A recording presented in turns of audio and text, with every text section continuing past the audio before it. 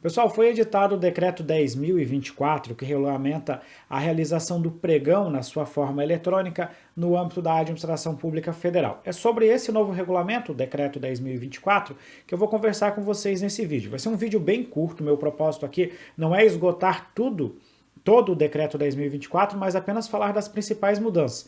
Eu vou colocar aqui na descrição do vídeo o link de um artigo e também de um vídeo, que será um vídeo mais longo, em que eu vou detalhar todo o Decreto 10.024.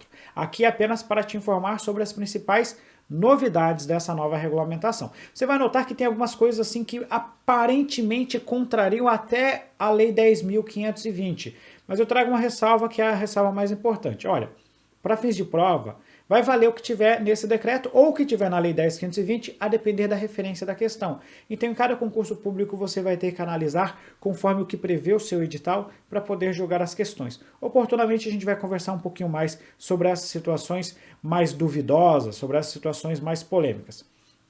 Pessoal, o que o Decreto 10.024 acabou realizando? Ele acabou revogando o Decreto 5.450, que era o antigo regulamento do pregão na forma eletrônica, e trouxe algumas novidades que nós vamos conversar nesse nosso vídeo aqui. Primeiro ponto, o âmbito de aplicação desse Decreto 10.024. Ele se aplica ao âmbito da Administração Pública Federal. Eu sei que a Lei 10.520, esta se aplica a toda a administração pública, da União, dos estados, do DF e dos municípios. Mas lá é uma lei, é uma disposição de normas gerais.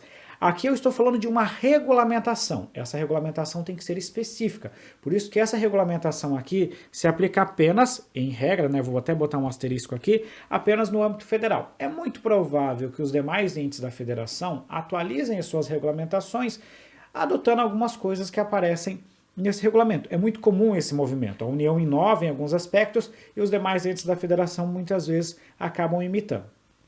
Se aplica de forma obrigatória à administração direta, às autarquias, às fundações públicas e também aqui aos fundos especiais. E o decreto também prevê a sua possibilidade, ou seja, a sua adoção facultativa no âmbito das empresas públicas e das sociedades de economia mista e respectivas subsidiárias.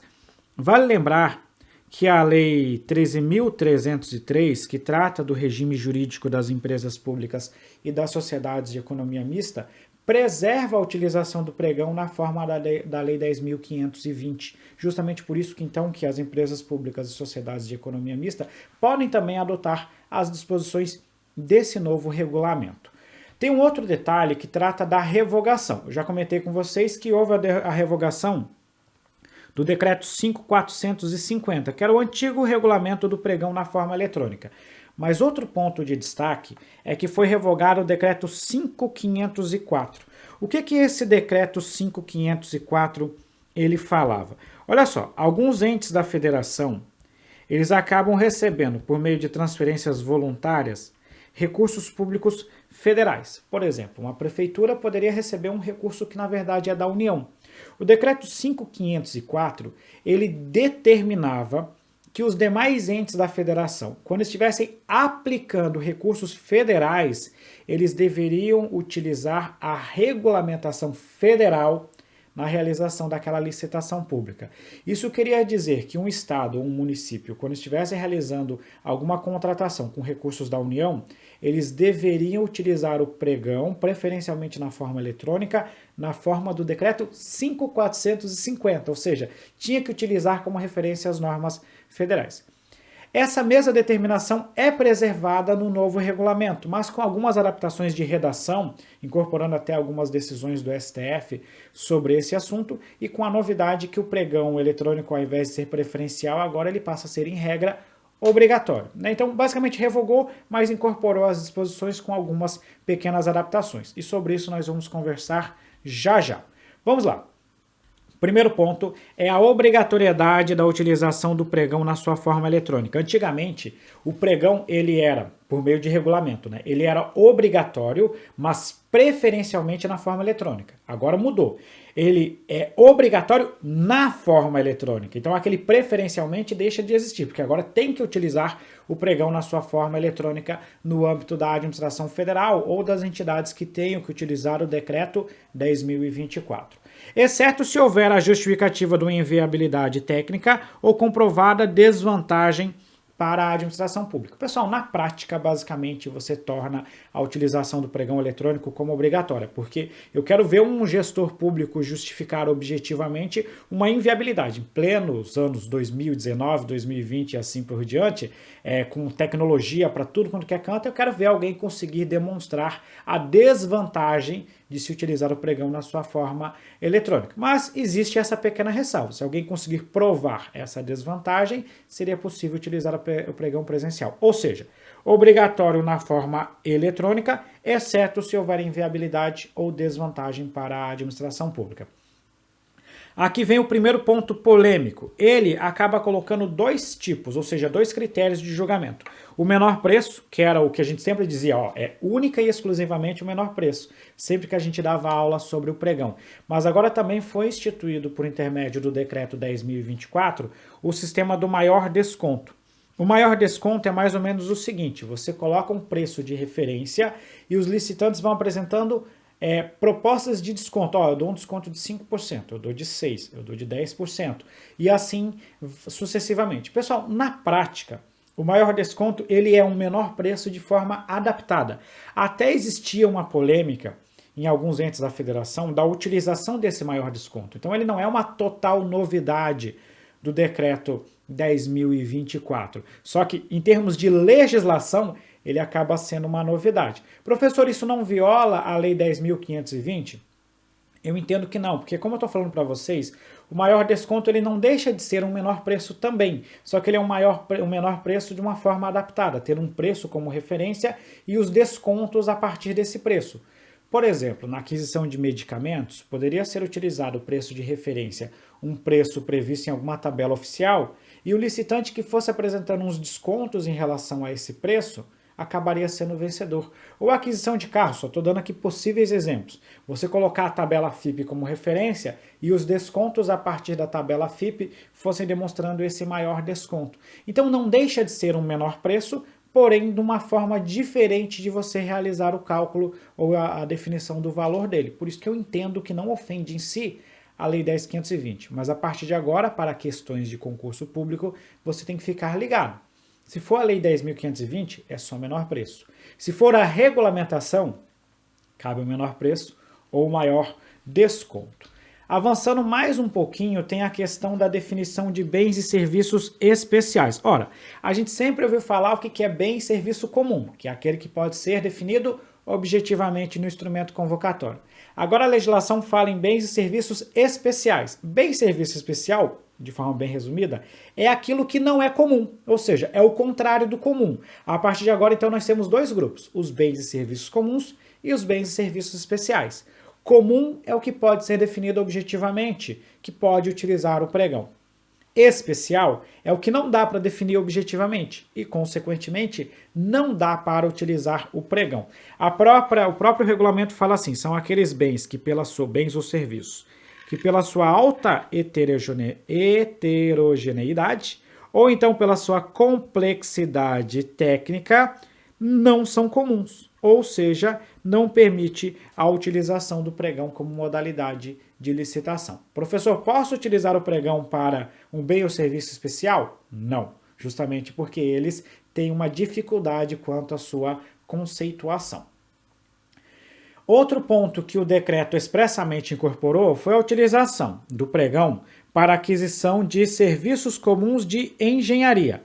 A jurisprudência do TCU, inclusive em súmula, isso aqui já aparecia, já falava que você poderia utilizar o pregão para os serviços comuns de engenharia. Agora você incorpora isso no regulamento, o próprio regulamento permite.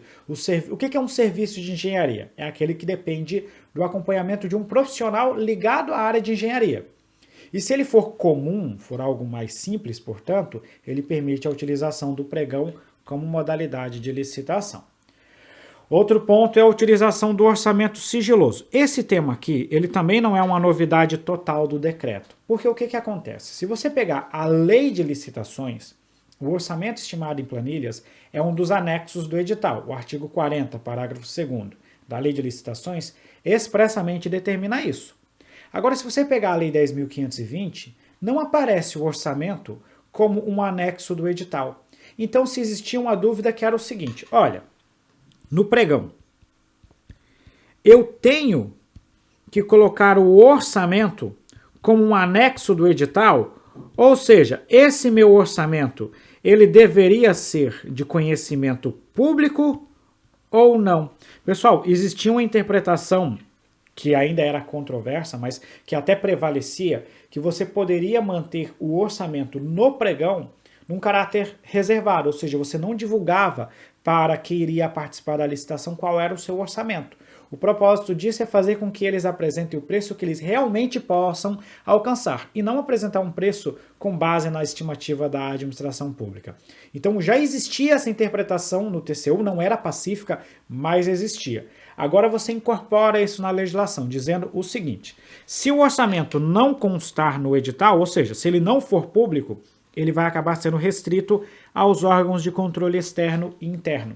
Resumidamente, ele vai ser sigiloso. Você só vai dar publicidade a esse orçamento depois que você encerrar a fase competitiva da licitação pública.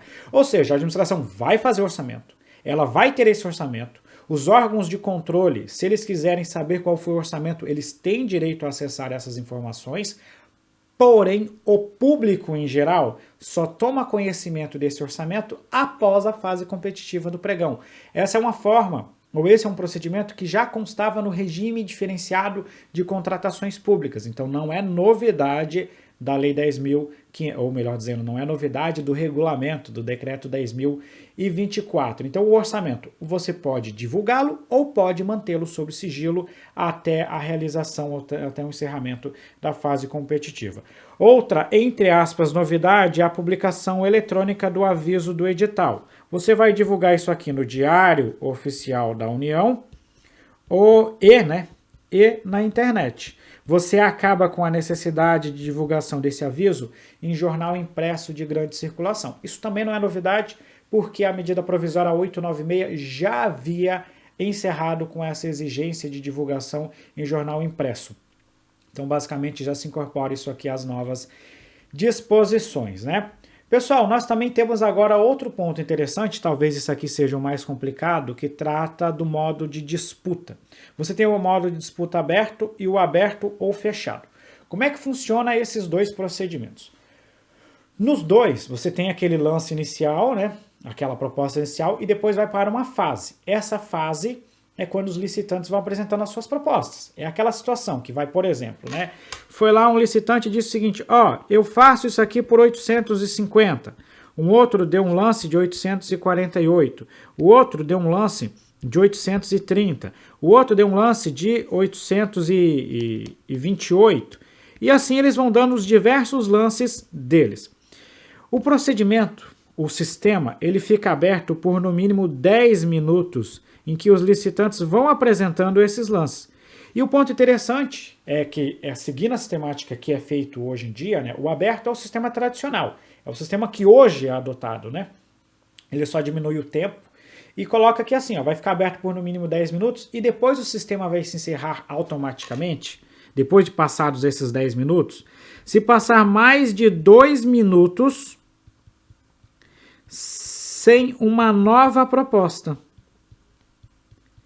Ou seja, todo mundo está vendo, vamos supor que esse cara aqui ofertou por 820. Todos os licitantes sabem que alguém apresentou uma proposta de 820.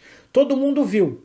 E aí eu penso, menos de 820 eu não faço não, eu não vou apresentar nova proposta. E ninguém mais apresenta a proposta. Fica mais de 2 minutos sem ninguém bater essa proposta aqui, sem ninguém apresentar uma nova proposta. Aí o sistema automaticamente encerra a fase competitiva. Veja que até o final da fase competitiva, todo mundo tinha ciência de qual que era o valor mais baixo. E como é que funciona o sistema aberto e fechado? O sistema, ele começa aberto, ou seja, todo mundo tem ciência do valor que está sendo apresentado. Eu sei que alguém fez 850, eu não sei quem, né? Mas sei que alguém apresentou uma proposta de 850, que alguém apresentou uma de 848, alguma de 830, de 828, de 820. Após determinado período, dentro desse sistema aberto, o sistema vai fechar. Quando eu digo que ele vai fechar, eu quero dizer para vocês o seguinte, nós vamos ter uma fase final E nessa fase final, alguns licitantes, não todos, somente alguns licitantes, poderão apresentar uma proposta final. Você vai ter um tempo para, acabou a licitação, vamos supor o seguinte, o vencedor está aqui com a proposta, entre aspas, o vencedor está com a proposta de 820. Ele e mais alguns licitantes, meu propósito não é explicar para vocês o procedimento no detalhe, mas só para você entender, ele e mais alguns licitantes poderão, acabou a fase, né? Acabou a fase aberta, fechou ela. Aí agora ele e mais alguns licitantes poderão dar mais um lance. Só que esse último lance, ele é fechado. Ou seja, eu vou apresentar eu vou ter um tempo para apresentar essa proposta. E os outros que foram credenciados para essa fase seguinte, eles também poderão apresentar um lance. Só que eu não sei qual é o lance deles. Então, por exemplo, alguém pode apresentar um 815. Alguém pode apresentar uma proposta de 815. Mas essa proposta de 815, ela vai estar assim, ó. Deixa eu colocar um marca-texto. E deixa eu colocar um marca-texto vermelho. Ela vai estar assim, ó. Né? Aqui está aparecendo um pouquinho ali, mas suponha que ninguém consegue ver. Ninguém sabe que alguém apresentou uma de 815. Eu posso chegar aqui, ó, e apresentar a minha proposta de 810. Mas ninguém está vendo essa minha proposta. Por quê? Porque ela está fechada, essa proposta final. Aí quando o sistema encerrar efetivamente, aí nós vamos abrir as propostas. Aí eu vou ver que alguém apresentou um 815 e que alguém apresentou um 810. Ou seja, após encerrar aquela fase aberta, eu faço mais uma proposta para cada um. Mas essa proposta para cada um é fechada, é como se tivesse todo mundo com os olhos fechados. Isso vai obrigar ao licitante a enxugar, a espremer o máximo que ele puder, porque ele não sabe qual é a proposta dos demais. Na hora que a gente abrir, nós vamos saber quem que apresentou a proposta mais baixa. Então esse é o chamado procedimento aberto e fechado. No aberto, até o final, todo mundo vê a proposta que está vencendo.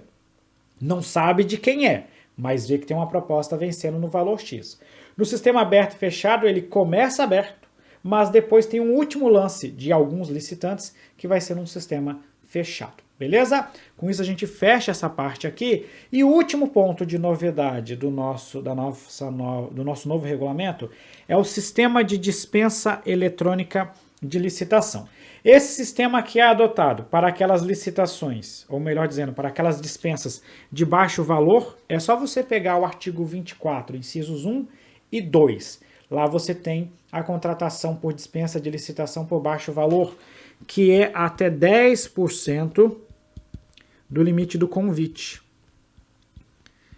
Hoje em dia, considerando a atualização do decreto 9412, nós vamos ter aqui 33 mil para obras e serviços de engenharia e 17,6 mil reais para as compras e demais serviços. Nesse caso aqui, para serviços comuns de engenharia, eu vou até apagar aqui de cima e vou colocar aqui do lado. Ó.